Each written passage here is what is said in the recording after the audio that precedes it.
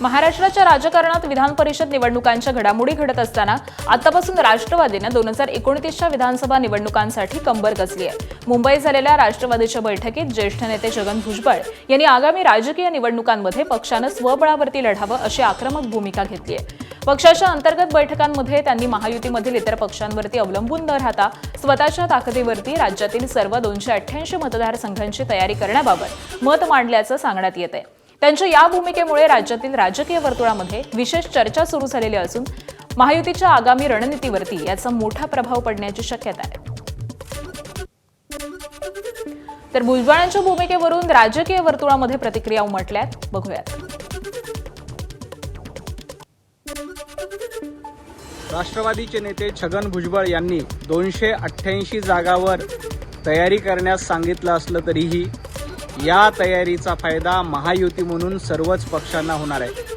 प्रत्येक पक्ष आपापली ताकद वाढवण्याचा प्रयत्न करतो, परंतु सगळ्यांना एकच सांगायचं आहे की 2029ला आम्ही महायुती म्हणूनच निवडणूक लढणार आहोत। राष्ट्रवादी काँग्रेसनं 288 जागांची तयारी केली तरी महायुतीमध्ये ज्यांना जागा सुटतील तिथं त्या सर्व जागांचा फायदा होणार आहे। भारतीय जनता पार्टी देखील सर्वच जागांवर तयारी करत असते, शिवसेना देखील सर्वच जागांवर तयारी करत असते। जे स्वर्गवासी अजितदादांनी धोका ओळखला होता तो आता भुजबळ साहेबांनी ओळखला असेल।